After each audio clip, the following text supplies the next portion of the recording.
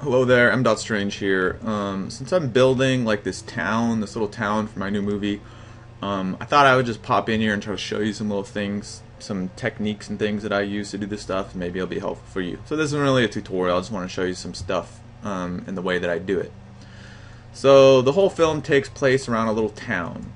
So the town's going to have buildings, and then my idea was to have a main street and little streets coming up the side of the town. Like there's a little city in Croatia that I've been to a bunch of times called Dubrovnik, and I really like that place. So this it's not exactly like it, but this was like a little tiny mini inspired Dubrovnik. That's what I'm kind of going for. So the first thing that I did was create the ground. And so what I wanted to do, and all my other stuff, usually I just use like flat surfaces or like flat cities, which are a lot easier to do because then you just, you don't have to worry about the height of stuff. But then this one, I kind of wanted it to have like little hills. So in the center, it'd be really flat, and then the houses would go up and kind of be at an incline. And then the whole thing would be surrounded by mountains. So the way I did this was that I just got a plane and then sliced it up, and then like if we go into top view, it looks all fucked up now. But so what I did was just when I knew the heights, I'd go select like this piece, then I'd go into like side view and then move that up, and then go down here, move that up, move that up, move that up, until it gave me like the basic layout that I wanted. And then I started dropping these proxies for the houses, and so these are actually XREFs.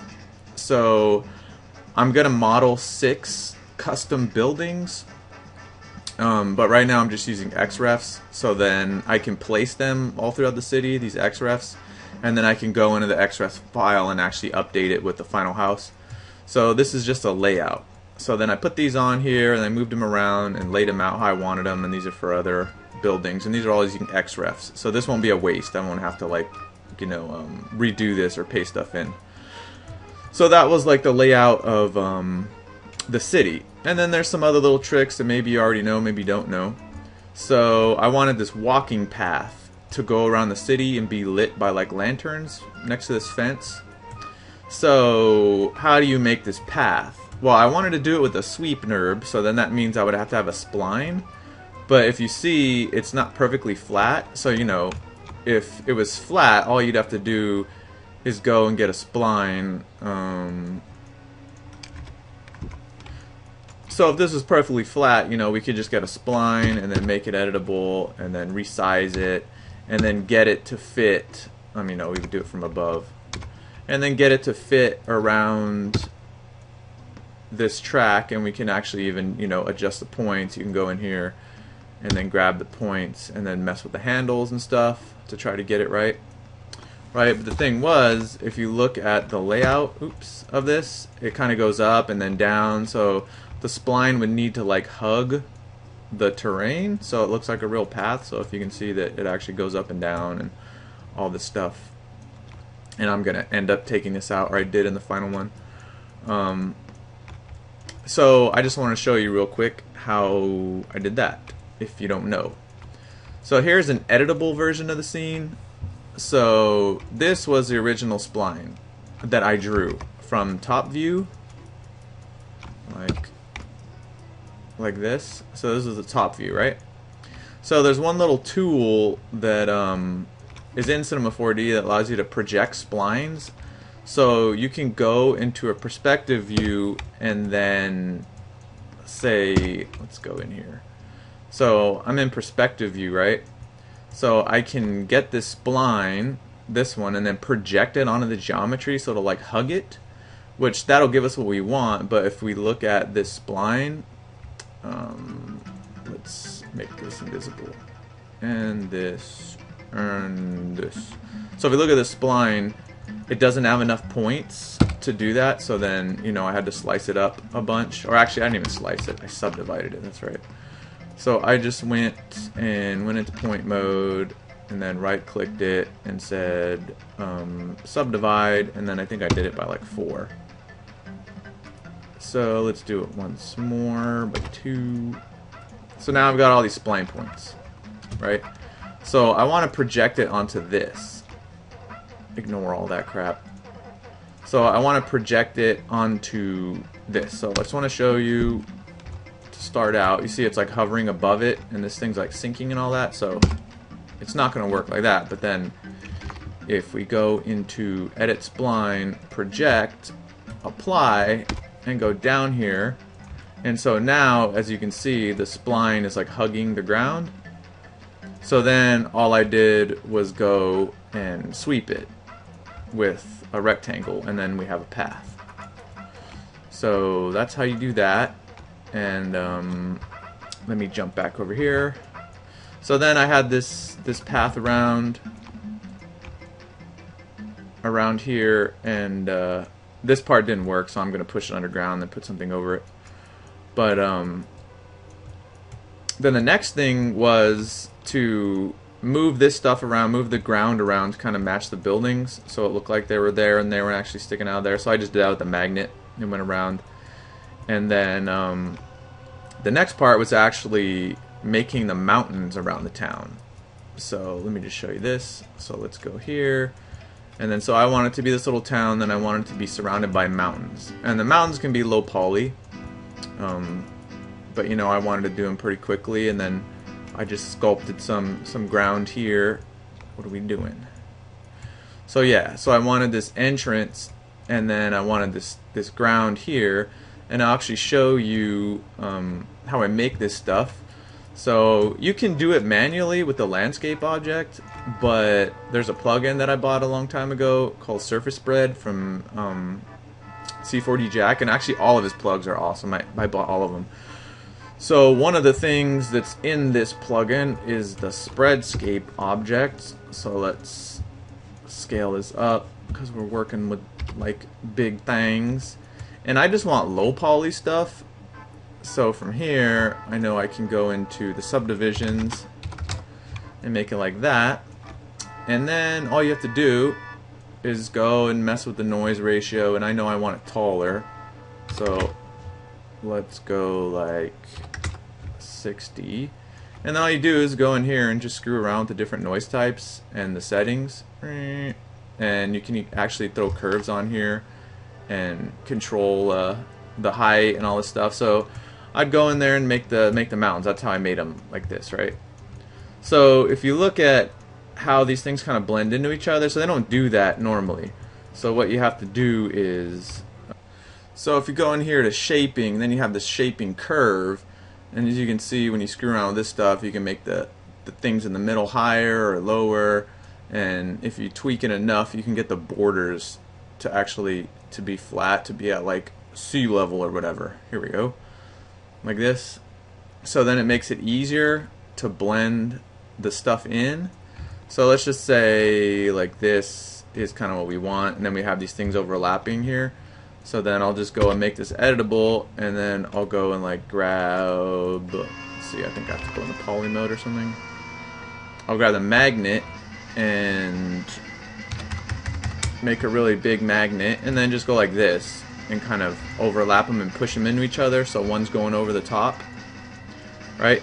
So to really blend it in, like, you want the textures to match, because you know, if this was one texture and that was another, you see the obvious gap. And the way that you get around that is just by actually like selecting the two and then connecting and deleting them, and then they become one thing, and then you just apply a texture, like a UV texture or a cubic texture over all of them, and then it'll look seamless. And you can do that with this and that, so you can see the poly, like the borders here. And this one I need to actually push down some here too. So I'm gonna go to the magnet tool, which without my custom layout, I don't even know how to get to it without doing this. Oh, it's M1, okay. So yeah, then you just kind of massage the borders like this, so you don't have those gaps. And then when you combine them and make them one thing, you don't see these gaps at all, because the texture just goes over it like a piece of paper, kind of just wraps over it, so it looks really good. And this is the same technique that I used in my last animated feature film, Heartstring Marionette, is the exact same thing I did for all the hills and all that stuff. So I've used it in production and it worked well for my purposes. So, and actually something that's really awesome too with Surfacespread is that, like, say you wanted to put rocks or trees or whatever on this thing here. So you can go to, and this is how I add stuff to my landscapes. So you want to go to Surfacespread, and then you pick the object. So I want Spreadscape 2. So you add that in there, and then all you do is drop the object or objects that you want. So let's just say, let's take this rock right here, and then go back over here, and then put it in here. And as you can see, there's little rocks that have been added, right? And you tell it how many, and then this you'd be like, well, yeah, whatever, I can do this with MoGraph, right? So let's make this rock bigger so you can see it. So yeah, you're saying like, yeah, whatever, I can do that with MoGraph. I can stick things using object mode, whatever. But the thing that makes this really powerful is that it has all these like modes in which to break this stuff up and control it based on altitude. So as you can see here, the rocks are only on the ground, even though this whole thing's selected, they're not up on the top. So you can control it, you know, if you wanted this to go up higher, then I would start adjusting the altitude, then they'd start going up higher.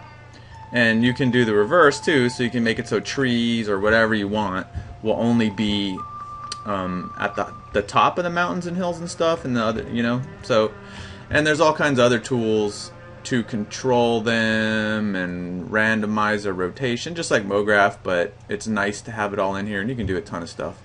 So this is what I use to add stuff to the mountains, or my landscapes would do it really quickly. And if you look at these, the ones that it makes, they're really low poly, so this is only 400 polygons, so they're not going to take any render hits. So this is something that I built for Heartstring Marionette, and this is the non-editable version, but the way I have it in segments, so then I can just like either use MoGraph and object mode or some other tools to lay it out on splines. So that's what I did here, because these are all just individual segments. And then there's just all kinds of little tricks you can do. So when you're building things over and over, you're building structures, or like I'm building environments and sets and cities and stuff. So I have this little stone path here, which is not editable in this scene, but so you can see the stone path. But there's stones, and it has a layer underneath of like the ground. And so with this, the way I did this is that I just made this where I made these little stones, and then I put them out on these, here we go, on these squares, on these polygonal squares. And then the rocks have a texture, and then the ground piece has a texture. Then I just put them in a cloner in linear mode, and then I can add more, like if I want a longer path, like that. And then it works for bigger things, but you know, if you wanted to have like a circle path, it won't look perfect, but you know, you can go into object mode with this and then add the count. So now we have this stone path, which needs some more. So now you have a round stone path. So this is what I'm always doing. I'm trying to, when I make things that I like and stuff like this, it's common that you're going to use over and over. It's like, you know, make it modular, so when you have to go build something, you can just you know, really quickly reuse it or whatever. So I mean, if I like these mountains, so in Heartstring Marionette I used rounded mountains, but in this one I wanted sharper ones. So I save those, but of course I'll texture these and put the stuff on them and fix them all up, and then I'll save them so I can use them later. So yeah, I guess that's just what I wanted to show you, because that's what I'm doing right now. So now I'm going to work on the textures for these mountains and put the stuff on the trees and the rocks or whatever else I'm going to decide to. And then yeah, if you've never used Surfacespread, it's awesome. It has Surfacespread, which is to distribute objects, It has Spreadscape, which is actually to make these landscapes of these mountains. It has Spread Rock, which actually makes rocks, all different kinds. It has a wire object, which is really cool. You can connect things by wires. So this is what I'm doing for the new movie. I'm building this town, and then of course I'll have to go and create the final buildings to replace these the proxy ones. And yeah, but if you can work when you're working on this stuff, you know, try to work smart, try to reuse things.